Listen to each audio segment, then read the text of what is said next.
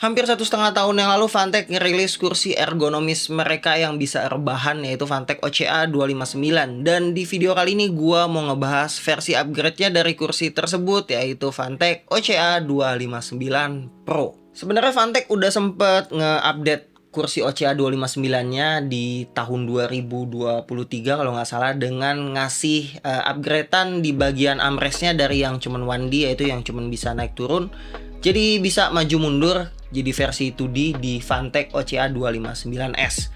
Tapi kebetulan gua nggak ngebahas kursi itu karena gua memang nggak nge-review kursi 259S. Jadi gua langsung aja ke OCA 259 Pro dengan 3+1. Nanti akan gue bahas plus satunya apa. Dengan 3+1 upgradean yang di-upgrade sekaligus di kursi ini, dimana Fantech tuh ngedengerin beberapa masukan dari usernya, termasuk YouTuber, influencer, atau existing usernya, termasuk dari pihak internal mereka. Jadi mereka berakhir dengan keputusan nambahin 3 aspek yang bisa di-upgrade di kursi Fantech OCA 259 Pro ini.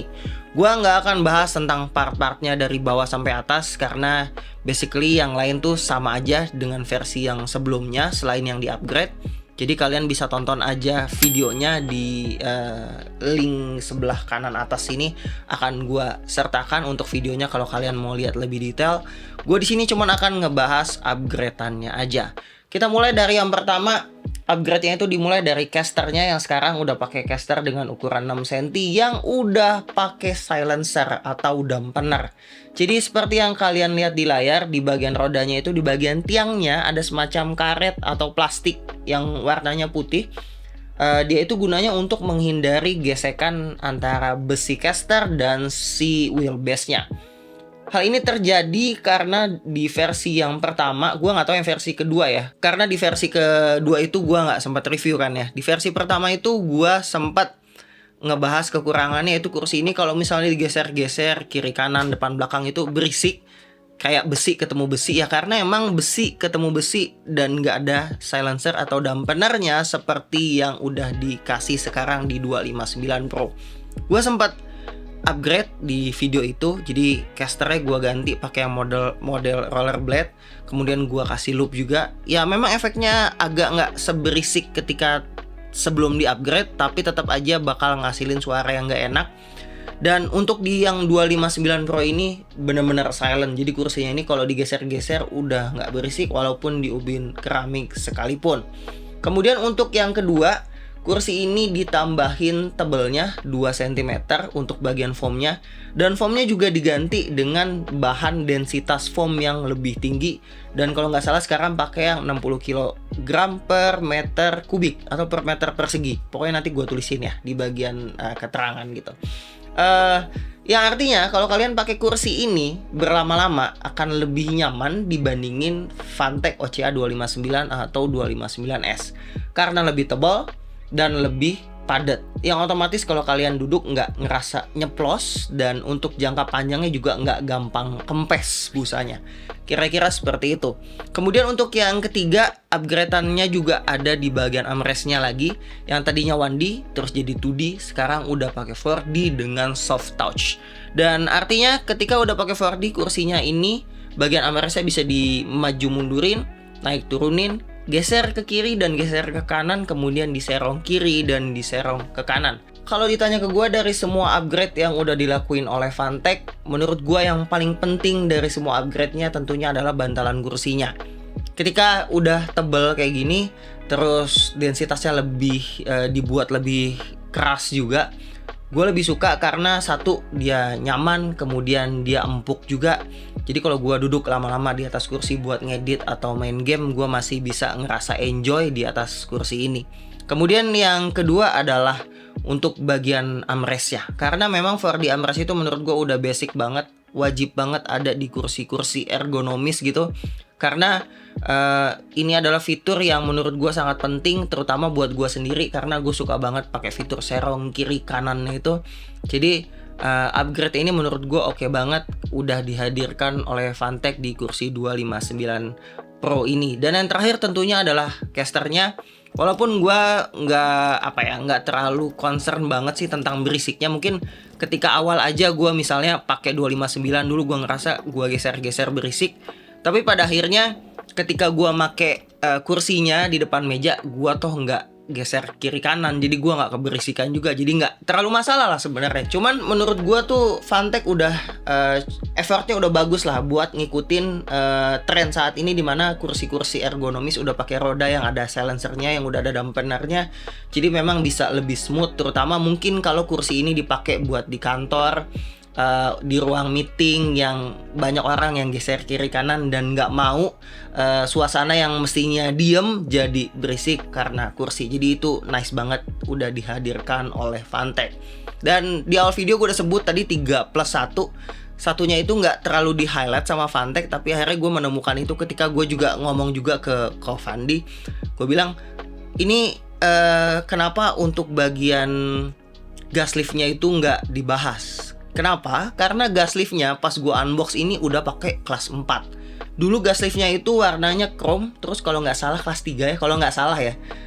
Tapi yang ini pas gua cek kelas 4, dan setelah dicek dokumentasinya gue dikasih oleh Kofandi PDF-nya ya, semua tentang sertifikasi gas liftnya ini. Dia udah kelas 4 dan dia bisa nahan beban sampai 300 kilo. Ya oke lah, mungkin terlalu berlebihan kalau misalnya gua pakai angka bulat-bulat 300 kilo gitu. Gue asumsiin aja mungkin maksimal di 150 kilo. Dikurangin beban kursinya mungkin sekitar 10 kilo. Jadi masih ada sisa misalnya 140 kilo. Dan 140 kilo itu udah bener-bener di atas angka rata-rata berat orang di Indonesia ya. Jadi mestinya sih kalian nggak perlu takut ini untuk gas liftnya bakalan turun sendiri dalam jangka waktu dekat. Kecuali mungkin kalian loncat-loncat atau makainya ekstrim banget gitu misalnya. Tapi gue bilang ini sebagai upgrade keempat. 3+1 nih adalah upgrade yang keempat, karena gas liftnya itu memang udah pakai kelas 4. Dan selama ini gue setiap pakai kursi ergonomis yang udah pakai gas lift kelas 4, gue belum nemuin gas liftnya turun sendiri gitu, karena overweight. Jadi gue bener-bener ngerasain di beberapa kursi yang udah kelas 4 memang nggak ada masalah. Dan ini dipakai di kursi 2 jutaan, dan menurut gue ini worth it banget kalau kalian pakai, terutama buat yang punya postur tubuh, mohon maaf, agak besar. Setelah semua upgrade yang udah dilakuin Fantech ini, kalau misalnya ditanya apalagi sih yang bisa diimprove menurut gua ya, ini menurut gua sih ada 2 hal gitu yang bisa diimprove dari kursi Fantech OCA 259 Pro. Misalnya suatu hari akan diadakan yang namanya OCA 259 Pro Max gitu misalnya. Yang pertama adalah dari wheelbase. Mungkin itu jadi perdebatan ya di zaman dulu gitu ketika awal-awal kursi ini dirilis, karena wheelbase-nya itu ada kayak model sambungan las-lasannya gitu modelnya, dan orang-orang itu concern bahwa ini bakalan kuat apa enggak sih sambungannya. Tapi ternyata sampai sekarang kursi OCA 259 gua dipakai sama temen gua dan udah 1,5 tahun, artinya nggak ada masalah, itu las-lasannya nggak ada yang copot sama sekali. Jadi kalian nggak perlu khawatir soal las-lasan itu. Tapi kalau misalnya bisa di-upgrade lagi, oke, at least nggak apa-apa misalnya pakai model yang lasan, nggak yang one piece moldingannya, nggak apa-apa. Tapi bentuknya kalau bisa dibuat ke bentuk yang lebih modern kayak kursi-kursi ergonomis sekarang. Yang bentuknya itu lebih ngerucut, terus ujungnya itu agak ngedatar, supaya kaki kita tuh bisa nyandar di atasnya, nyaman lah gitu, nggak lancip kayak yang sekarang gitu.